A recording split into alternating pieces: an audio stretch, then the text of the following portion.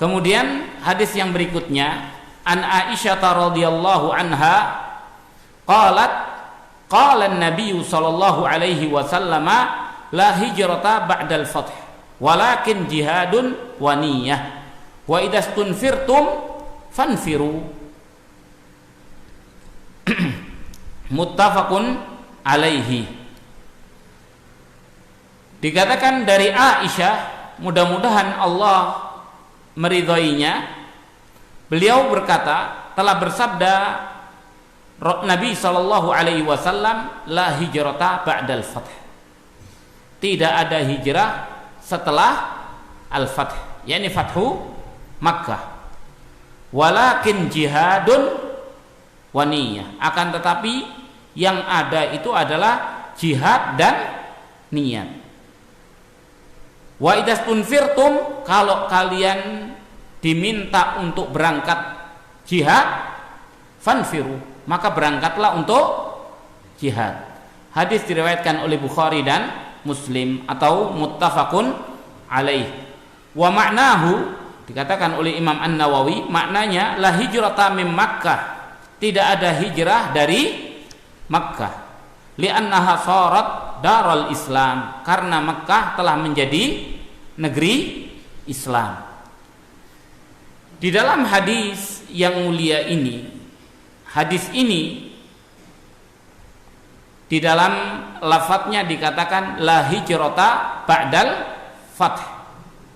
Tidak ada hijrah setelah al-fath. Al-fath di situ dengan alif lam al-ma'rifah yang berarti tertentu, yaitu yang dimaksud adalah fathu Makkah. Walaupun lafadznya umum, artinya tidak ada hijrah apapun tidak ada setelah fathu Makkah, akan tetapi makna daripada hadis ini adalah tidak ada hijrah dari Makkah ke Madinah. Makanya Al-Imam An-Nawawi menyebutkan di dalam maknanya la hijrata mim Makkah, tidak ada hijrah dari Makkah. Adapun hijrah itu sendiri apakah masih ada? Masih. Sampai hari kiamat masih ada hijrah. Karena hijrah sebagaimana yang telah kita jelaskan, hijrah dalam arti hijrah makani, hijratul makan, yakni hijrah dari darul harb, darul kufr ila daril Islam. Yani hijrah itu dari darul harb, yang dimaksud dengan darul harb adalah negara yang memerangi Islam. Negara yang memerangi Islam. Maka semua orang muslim yang tinggal di negara yang Islam diperangi, kaum muslimin diperangi, wajib bagi mereka untuk meninggalkan daerah itu. Wajib bagi mereka untuk meninggalkan daerah itu. Dan negara Islam wajib menerima orang-orang Islam. Karena ditegakkan atau didirikan negara itu untuk memberikan fasilitas kepada orang Islam. Itulah, maka dari itu ini yang disebut dengan hijrah. Atau hijrah itu min daril harb ila daril aman, dari negara yang memerangi Islam kepada daril aman, negeri yang aman.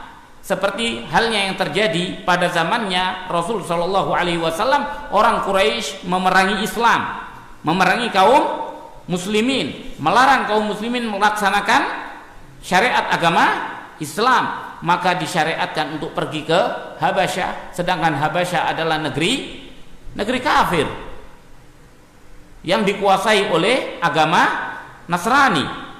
Akan tetapi mereka mengizinkan untuk menjalankan syariat agama Islam. Maka dari itu, itulah hijrah. Hijrah yang seperti ini masih tetap berlangsung. Makanya disebutkan di dalam riwayat Abu Dawud, dikatakan bahwasannya dikatakan bahwasanya la tanqati'ul hijrah hatta tanqati'ut taubah.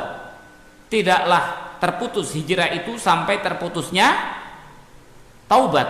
Wala tanqati'ut taubah hatta takhruja syamsu min maghribiha, dan tidaklah taubat itu terputus kecuali setelah matahari terbit dari arah tenggelamnya, yakni arah barat.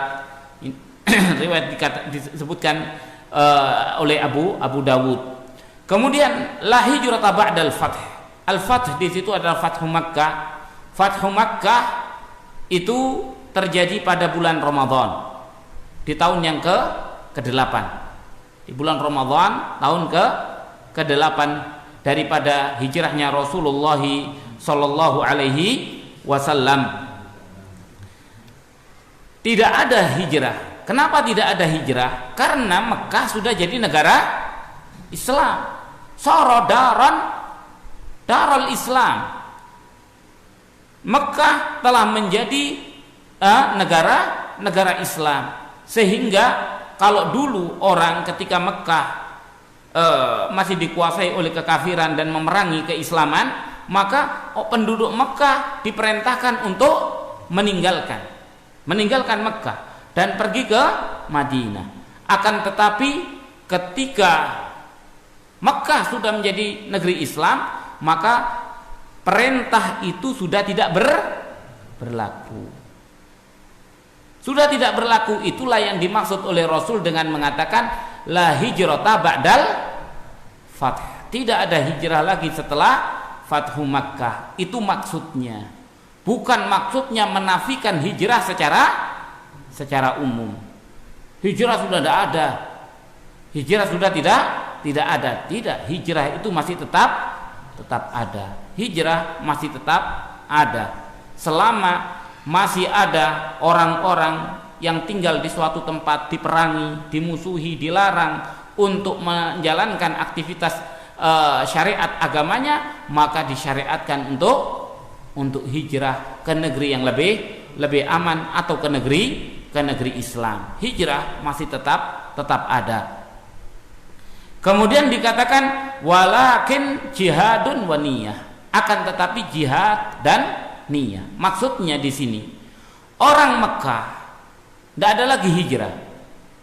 Kalau mau keluar dari Mekah, niatnya adalah untuk jihad. Niatnya untuk jihad. Karena memang hijrah itu pada masa itu setara dengan jihad. Karena jihad, apa sih makna jihad?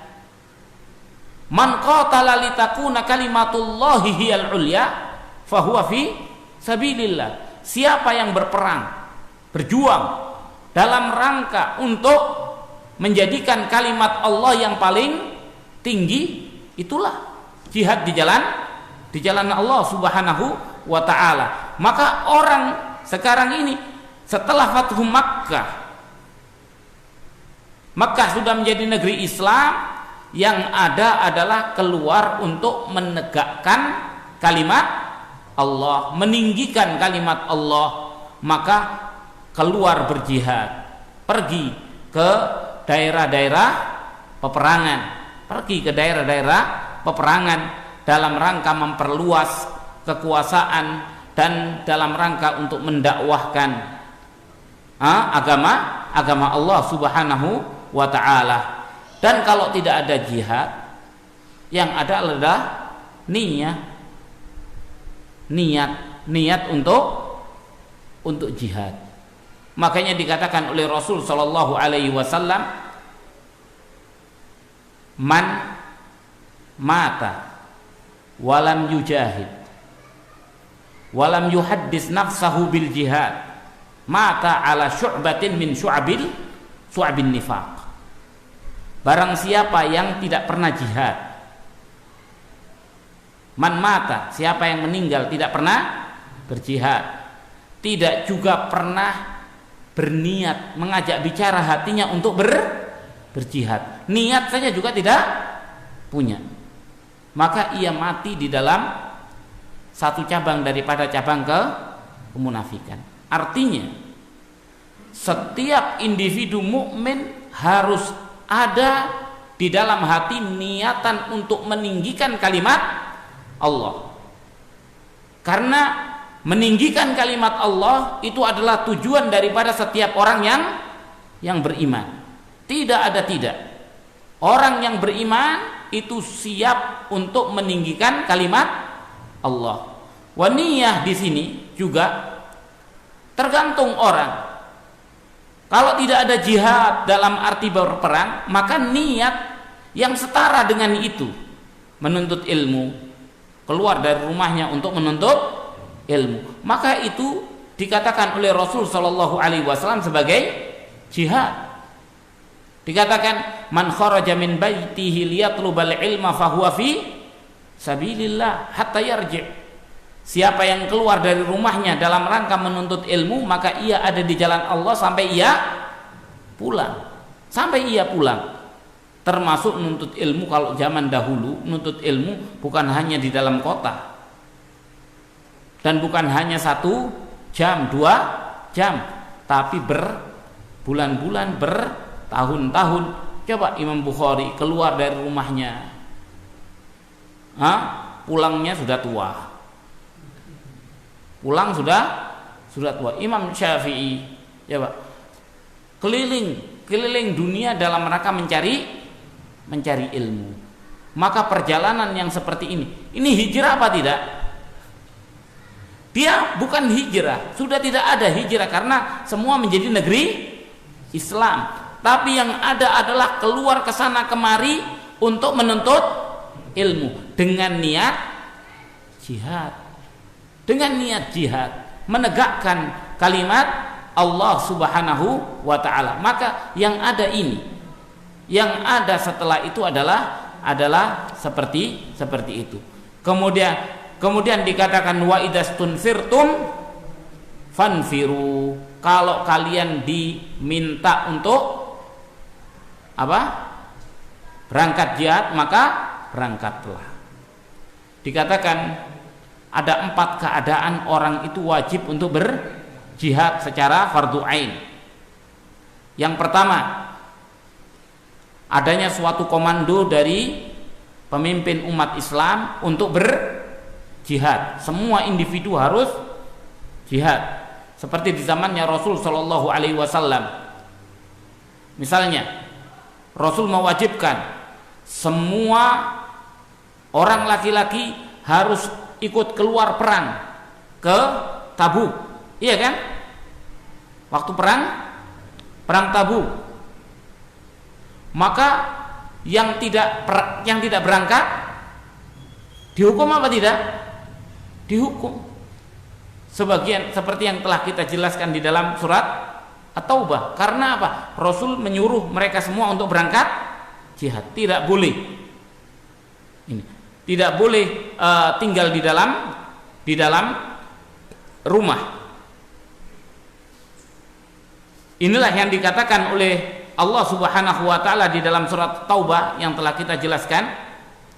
Ya ayyuhalladzina amanu ma lakum idza qila lakum infiru fi sabilillah athaqaltum ilal ard araditum bil hayatid dunya minal akhirah fama mata'ul hayatid dunya fil akhirati illa qalil. Dikatakan, wahai orang-orang yang beriman, ada apa dengan kalian apabila kalian dikatakan kepada kalian berangkatlah jihad, kalian merasa berat kepada bumi? Apakah kalian lebih menyukai kehidupan dunia daripada akhirat? Tidaklah. Kenikmatan dunia itu dibandingkan dengan akhirat kecuali hanya sedikit sekali.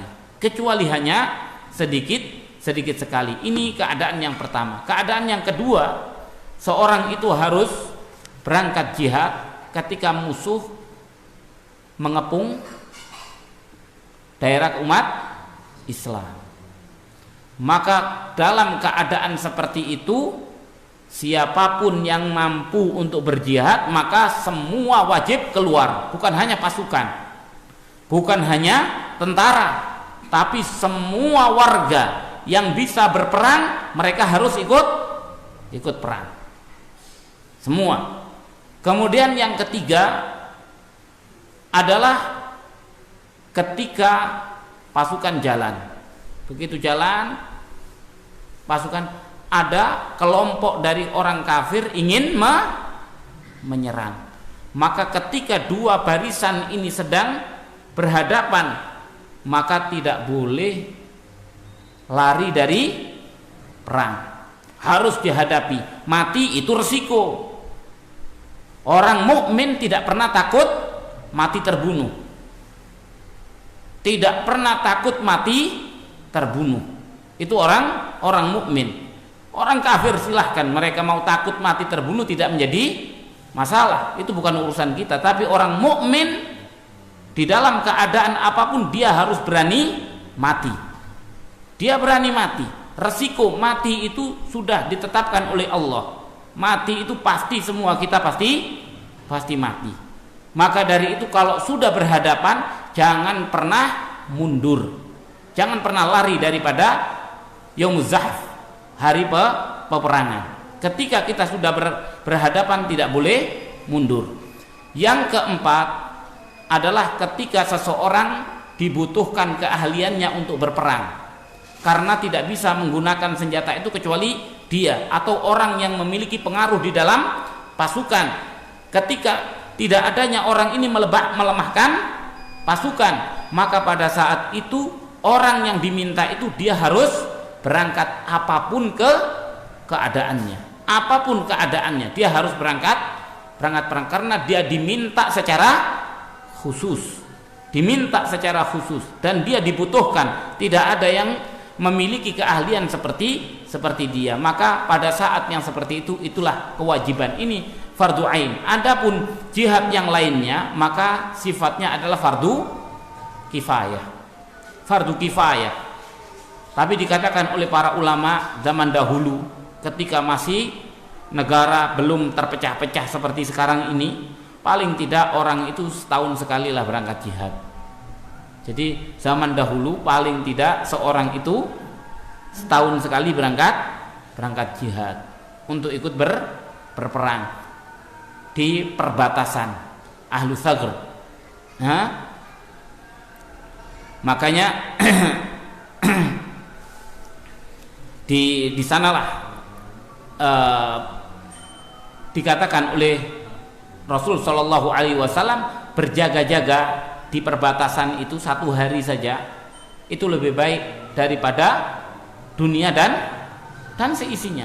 Lebih baik daripada dunia dan seisinya. Dan orang yang matanya melek menjaga perbatasan itu tidak akan disentuh oleh api neraka. Maka ini keutamaan daripada jihad.